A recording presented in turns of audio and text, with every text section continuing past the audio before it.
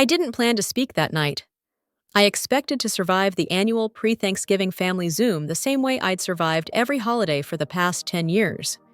Quiet, invisible, muted while Mark and my mother performed their version of a happy family. They counted on my silence. But when I unmuted and my camera flickered on, the entire grid of smiling faces froze. Because the first thing they saw was the bruise. It spread across my cheekbone like a storm cloud, deep purple fading into sick yellow. Someone gasped, someone whispered my name. Mark jerked forward, startled.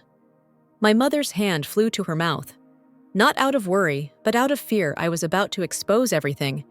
I didn't give them time. "I'm only going to read one thing," I said, lifting a piece of paper. My voice stayed steady. "This is a notice from the Office of the Attorney General. It states that Mark Willis and Diane Willis are under investigation for identity theft and financial abuse. The victim," I said, staring straight into the camera, "is me." The Zoom didn't fall silent, it went dead.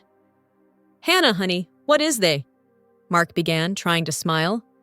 I ended the call before he could finish. I didn't need to hear another lie. If anyone wanted to understand how a daughter ended up reporting her own mother and stepfather, they'd have to go back 3 weeks, back to the last night I ever slept in that house in Gray, Maine. My name is Hannah Cole. I'm 28. I work remote tech support for a Boston software company, and for years I've paid most of the bills in my mother's home. Student loans, utilities, prescriptions. If something kept the house running, chances are I paid it. Mark called himself a contractor, but I never saw him work a real job. What I did see were endless pamphlets for his next big investment.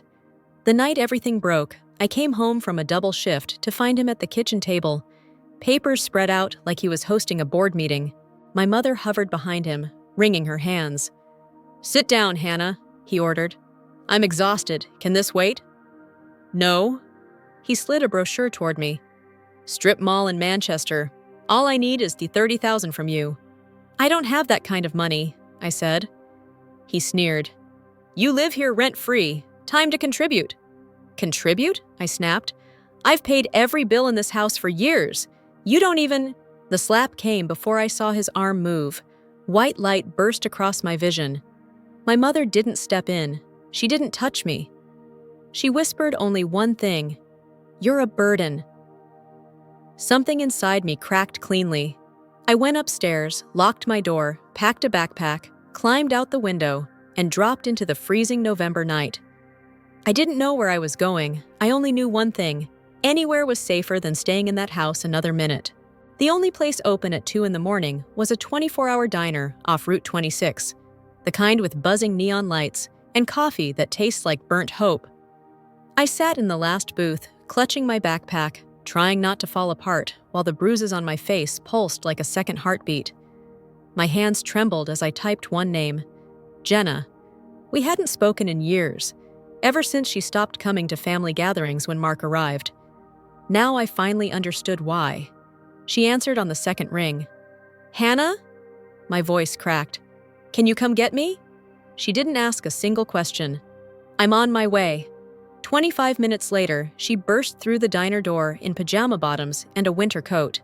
When she saw my face, she froze as if someone had struck her too. "Oh my God! What did he do?" I couldn't answer. She didn't force me to. "Come on," she murmured, pulling me into her arms and steering me out to her car. The heater blasted warm air, but I was still shaking. Jenna kept glancing at me, jaw clenched, like she was holding herself together by a thread. Back at her small, cluttered apartment, she sat me on the couch and opened a first aid kit. "We're reporting this tonight," she said, gently touching my jaw with antiseptic. "Jenna, the police won't—" "They'll file it. That's enough." She took photos of every bruise. Each shutter click made the reality feel heavier. After filing the report at the Portland Police Department, I thought she'd let me rest. Instead, she opened her laptop. "We're checking your accounts." "Why?" "Mark just—" I stopped myself. Mark never just did anything. Jenna's voice dropped. "Your face didn't scare me as much as your mother standing there doing nothing." Minutes later, she refreshed my credit summary. And my stomach dropped. A loan inquiry, a business application, $30,000. My name tied to a company I'd never heard of. I scrolled with numb fingers until I saw it. A forged signature pretending to be mine, right beside my mother's real one. A cold wave rolled through me. They've been planning this. Jenna didn't waste time. Get your coat, we're going to the bank. The branch manager met us after hours, still in slippers. When she saw my face, her expression softened instantly. Come inside. She printed everything. The loan packet, forged authorization, signature card. This wasn't sloppy, she said. Someone knew exactly what they were doing. My stomach turned. Jenna asked, "What now?"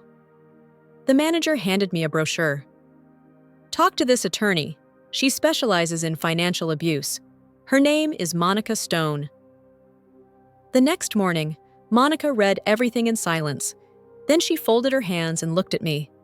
Hannah, this isn't a misunderstanding. This is exploitation, identity theft, a crime.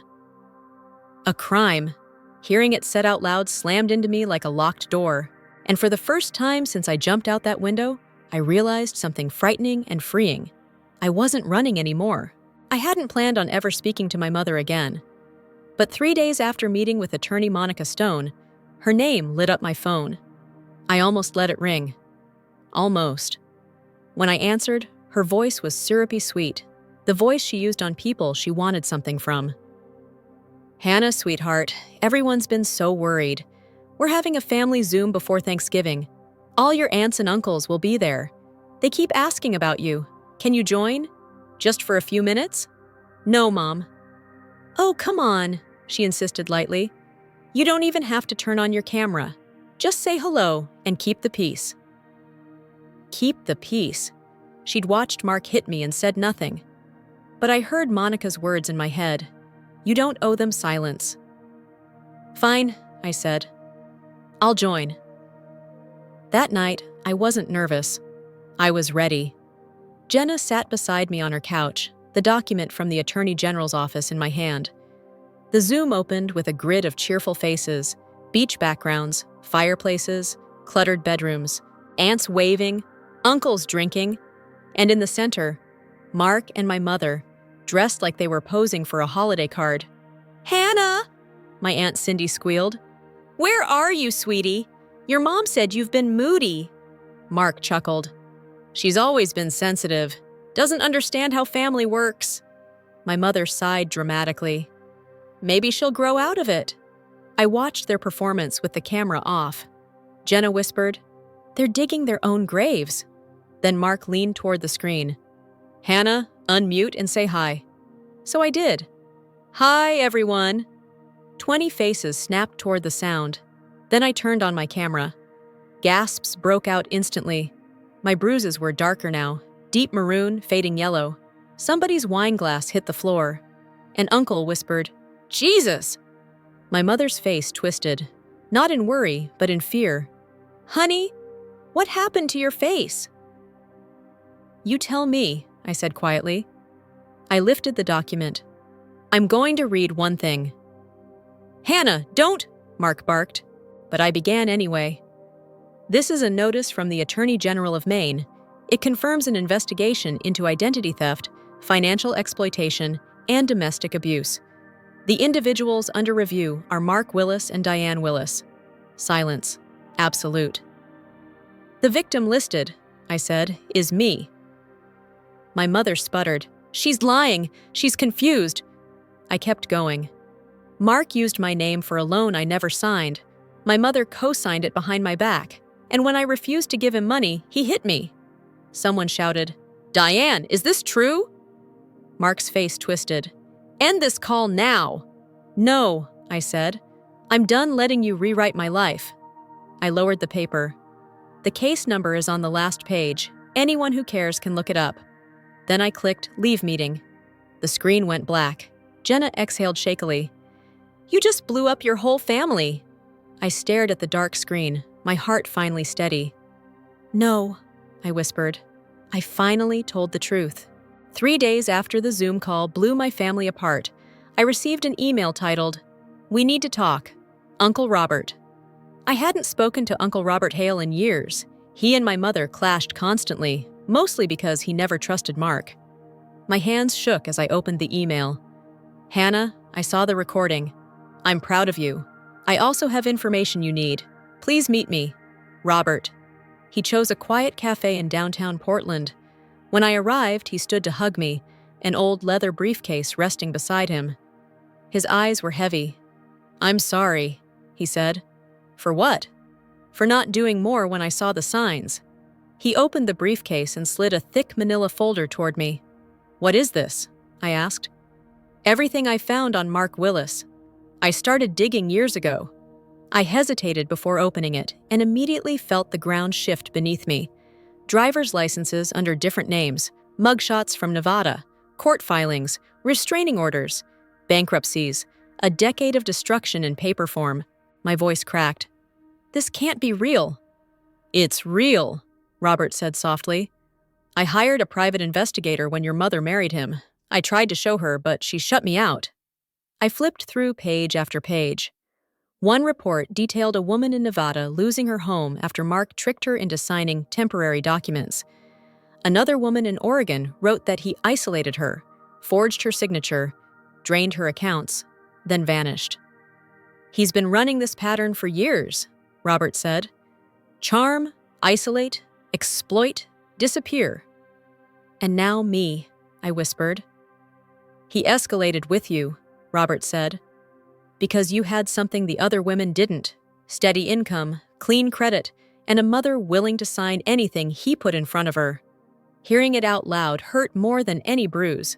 I steadied myself. Do the other victims know? I contacted them after your Zoom, he said. They're willing to testify. They want him stopped. Before I could respond, Robert's phone buzzed. He glanced down, then turned the screen toward me. A news alert. Man arrested in Arizona while attempting to apply for ID under false name. Suspect wanted in multiple states. The mugshot was Mark. Same cold eyes, same sneer. He ran, I whispered. And now they have him, Robert said. Federal identity fraud carries real weight.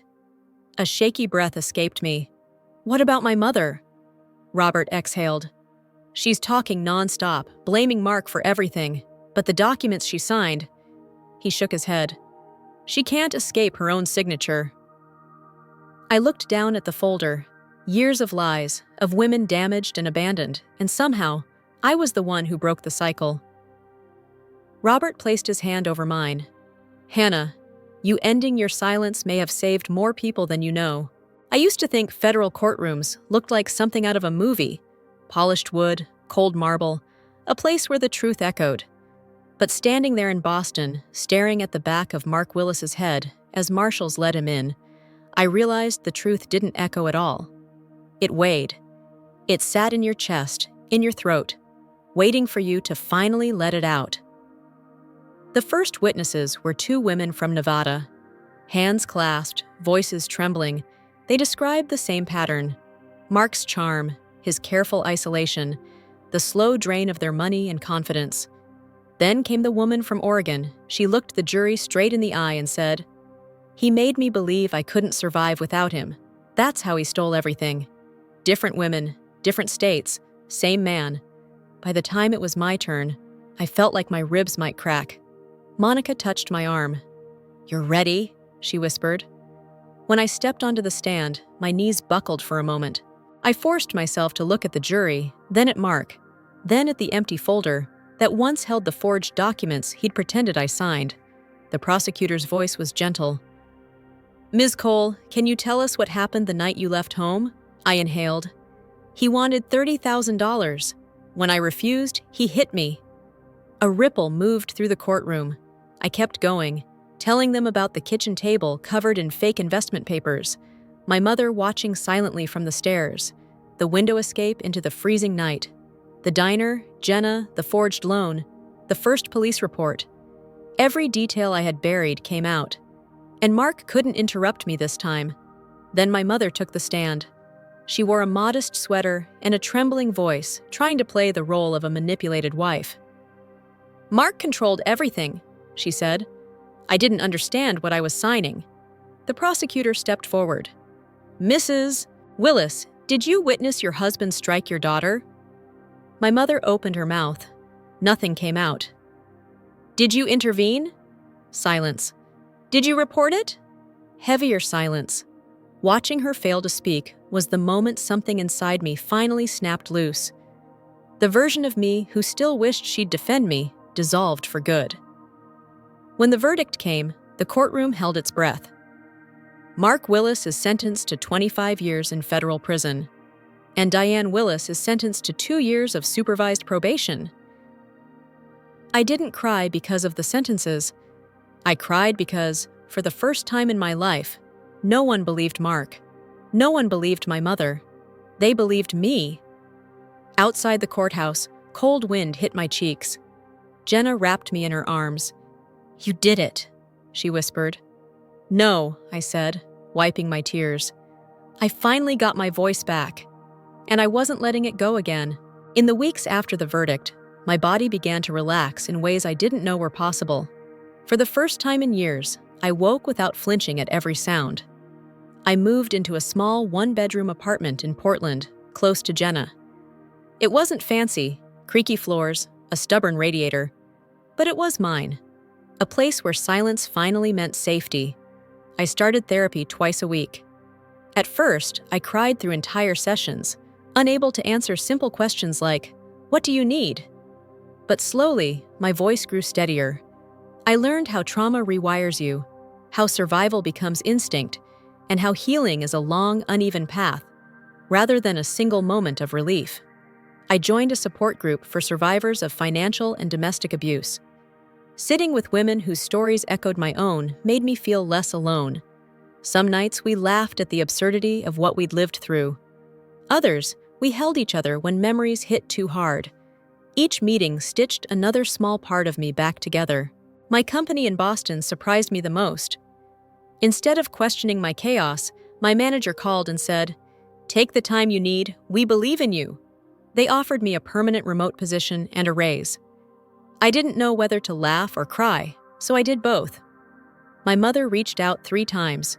First, a voicemail full of excuses, then an email insisting she was a victim too. Finally, a handwritten letter asking for forgiveness. I read it once, folded it, and put it away. Forgiveness doesn't require reopening a door that was never safe. My extended family changed too. The people who once avoided conflict now held monthly Zoom sessions to learn how to protect one another, how to set boundaries, recognize manipulation, and support victims instead of doubting them. A year earlier, that same screen had shown my bruised face. Now it showed progress.